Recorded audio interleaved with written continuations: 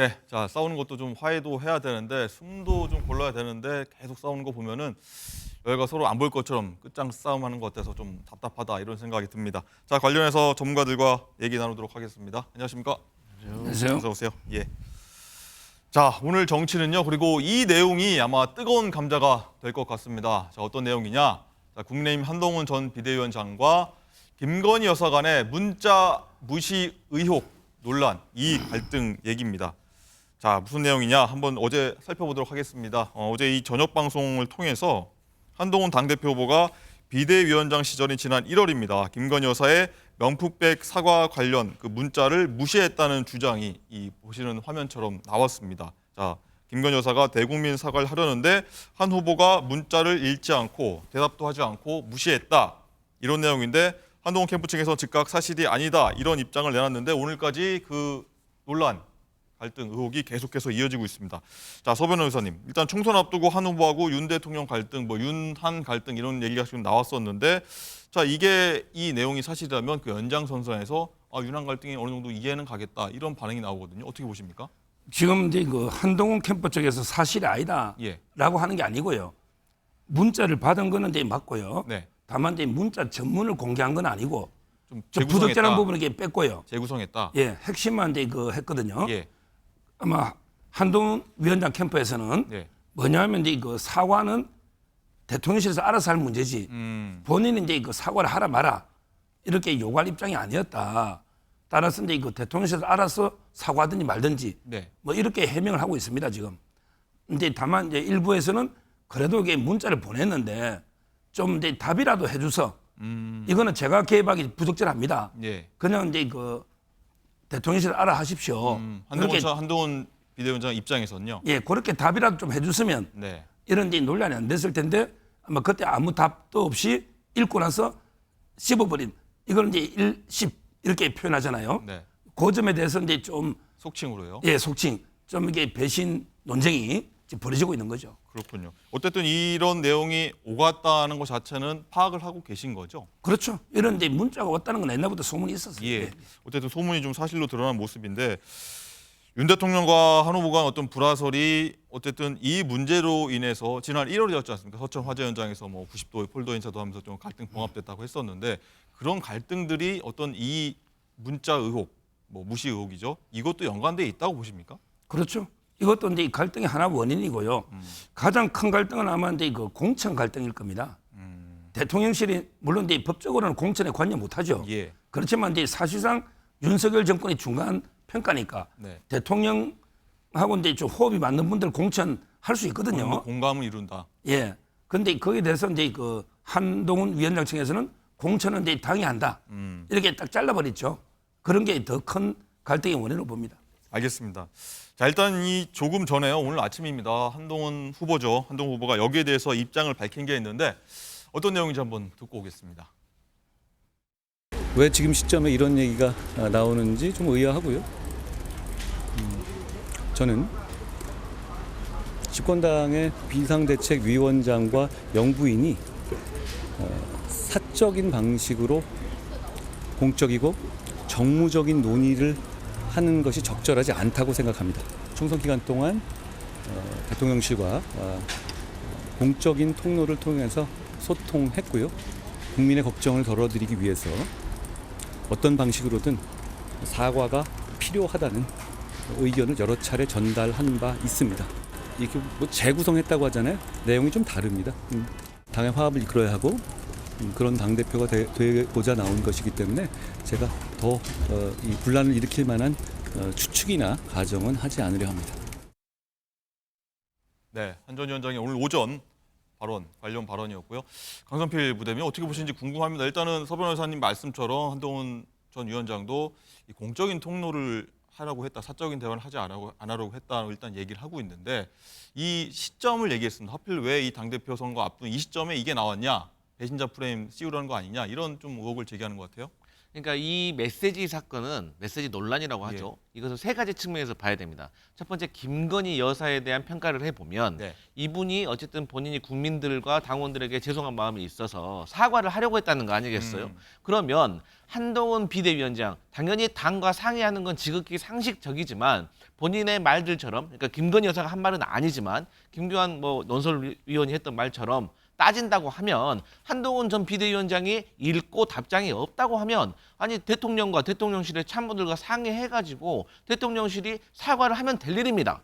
그리고 검찰 조사에도 응하면 될 일입니다. 그러니까 저 같으면 그 검찰 조사에 응하는 길에 기자들의 질문에 간략하게 사과한다라고 말하면 끝날 일입니다. 그렇기 때문에 그 김건희 여사 입장에서는 이러한 것이 지적 사항으로 얘기가 될 수 있는 것이고요.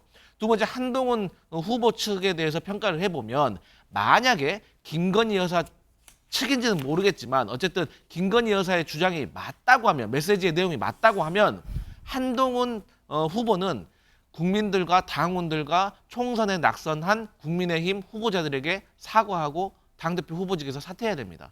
왜냐하면 이 메시지가 제대로 전달이 돼서 공적이든 사적이든 제대로 진행이 돼서 국민들께 사과가 이루어졌다면 총선의 결과가 어떻게 바뀔지 모릅니다. 네. 아마도 제 생각에는 108석보다는 많은 의석을 얻었을 것이다. 그러면 당연히 한동훈 후보의 총선 참패의 어떤 책임이 더 커지는 것입니다.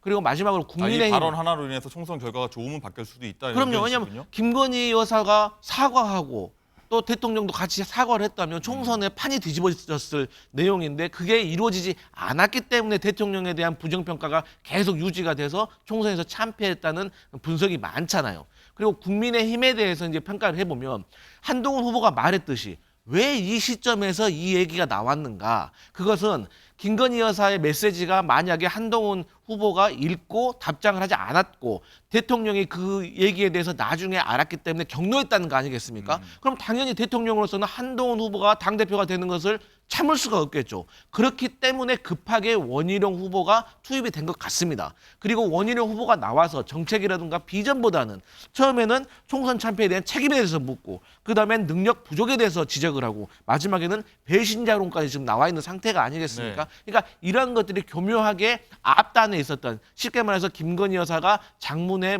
문자를, 메시지를 한동훈 후보에게 보내서 상의를 했는데 한동훈 후보가 이것을 쉽게 말해서 익십을 했기 때문에 이 갈등이 커져서 이 사단이 일어난 것이 아닌가. 그래서 국민의힘에서 최근에 윤상현 의원이나 나경원 후보가 말하는 것처럼 한동훈 후보나 원희룡 후보 둘 중 누가 되어도 국민의힘은 혼란으로 빠져들 수 있다. 그런 우려가 됩니다. 네, 그럼 바로 서정호 변호사께 좀 이어서 질문 드리자면은 이어서입니다. 이 총선 결과가 이 대국민사가 있었더라면 바뀌었을 수도 있는지, 아니면은 또 하나는 대통령실이 한동훈 위원장과 교감이 이루어졌지 않았기 때문에 대국민사과를 안 한 것인지, 이 두 가지가 좀 궁금하거든요. 아마 이제 뭐 총선 결과는 이제 그 검증이 불가능한 거잖아요. 네. 역사에 이제 가정이 무슨 의미가 있습니까? 이 사과 하나로 뭐 결과가 어떻게 바뀌었는지 뭐 저는 검증이 예측이 불가능하다. 예. 이렇게 자꾸 이게 과거를 가지고 과거 지난 걸요 이렇게 갈등해서는 안 된다. 이렇게 보고요. 아마 이제 그때 사과는 이제 뭐 좀 전에 제가 이야기했지만 좀 이게 답변해서 협의는 해볼 수 있거든요. 예. 왜 그러냐면 이게 그 영부인하고 위원장이 뭐 사적인 관계도 있지만 또 이제 영부인이 또 공적인 부분도 있습니다. 예. 그렇다면 이게 전적으로 사적 빚은 아니잖아요.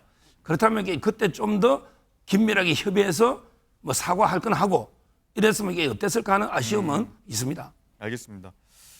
어쨌든 이 공교롭게 이 시점에서 이 문자 무시 의혹이 나오면서 윤 대통령과 한동훈 후보 갈등이 쉽게 풀리겠냐, 이런 우려의 목소리가 나오는데, 마침 어제 윤 대통령과 한 후보가 어제 한 행사장입니다. 104일 만에 만나서 악수까지 했습니다. 자, 어떤 표정, 눈빛이었는지 한번 보고 오시죠.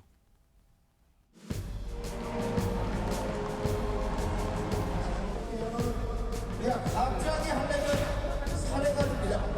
지금 목 불켜. 뜨거운 박수로 대통령님을 맞이해주시기 바랍니다.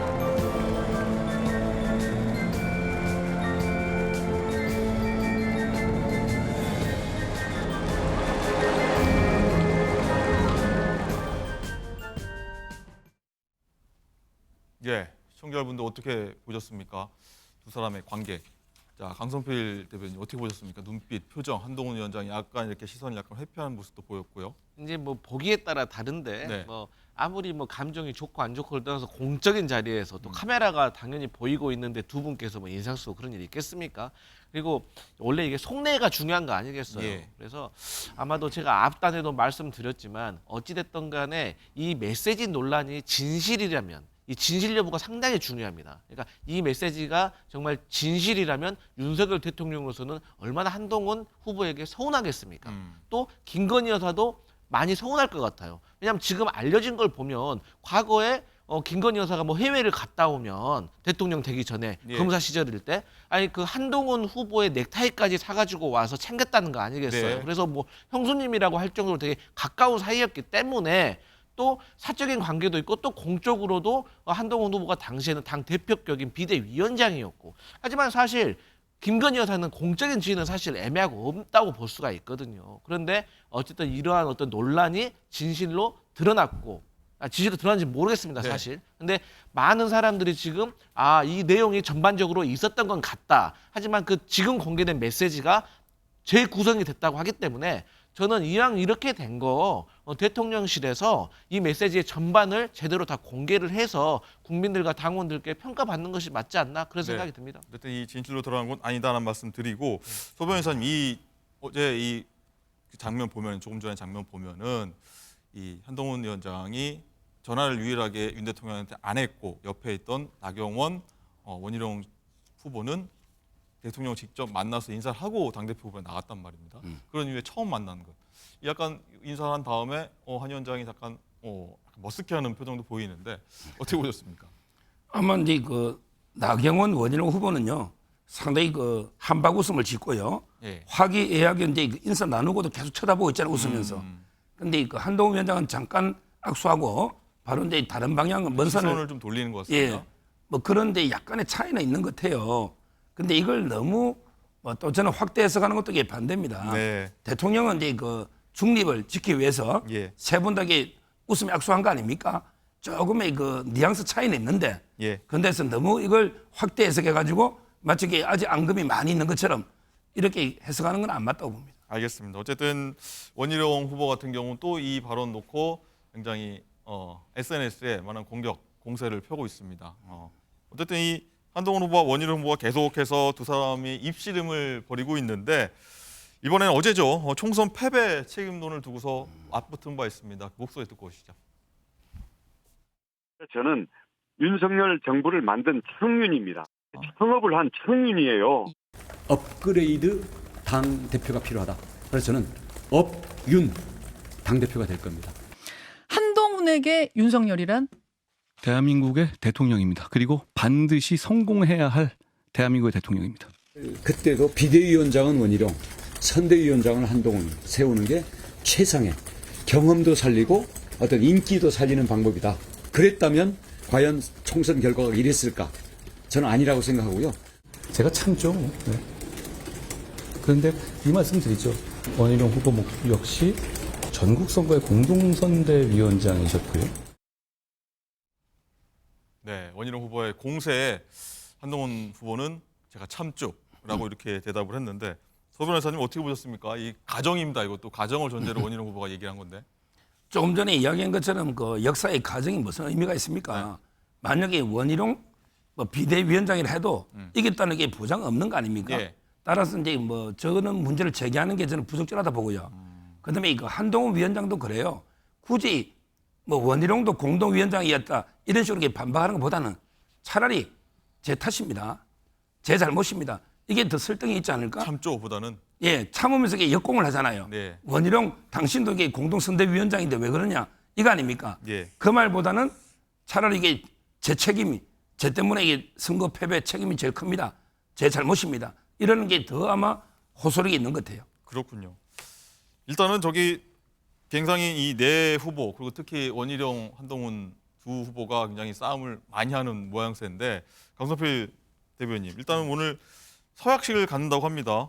계속 난타전을 벌이니까 당에서 서약설 자리 가지면서 좀 자제를 시키려고 오늘 오후에 네 후보가 모인다고 하는데 좀 이제 앞으로 괜찮아지겠습니까? 네, 절대 괜찮아지지 않죠. 그러니까 당에서 뭐 사실 서약서를 만들 만큼 저는 공방이 세진 것도 같진 않아요. 그러니까 과거에 뭐 양당의 전당대회를 봤을 때 지금의 상황보다 훨씬 갈등의 수준이 높았던 적이 많습니다. 네. 그래서 지금은 저는 사실 그렇게 갈등이 역대 최고라고 저는 보지는 않고요. 다만 이 갈등의 내용이 좀 심각하다고 보는 거죠. 그러니까 말씀하셨던 것처럼 저는 한동훈 후보도 그렇습니다. 하나만 했으면 좋겠어요. 참는다고 했으면 좀 끝까지 참았으면 좋겠어요. 꼭 끝에 사족을 달아요. 그리고 원희룡 후보 같은 경우도요. 본인이 당대표가 돼서 비대위원장이 됐으면 결과가 달라졌을 것이다. 야, 이것은 정말로 누가 공감을 해줄 수 있을까? 저는 그런 생각이 들어요. 그렇게 본인이 그 정도의 능력이 있었으면 인천 계양에서는 왜 이재명 후보에게 졌습니까? 그러면 이재명 후보한테 졌을 때도 내용상으로 뭐 1, 2% 박빙으로 졌으면 인정을 해줄 수가 있지만 그 전에 후보하고 별 차이도 없었어요. 그래서 이런 원희룡 후보의 내가 비대위원장이었으면 선거의 결과가 바뀌었을 것이다라는 것은 저는 안팎에서 공감받기 어려운 것이다. 저는 이런 평가해 봅니다. 알겠습니다. 오늘 오후에 뭐 서학식에서 네 사람 만난다고 하니까 뭐 악수를 하면서 좀 잘 지낼지 아니면 또 거기서 싸울지 한번 지켜보도록 하겠습니다. 두 분 말씀 여기까지 듣겠습니다. 고맙습니다. 감사합니다.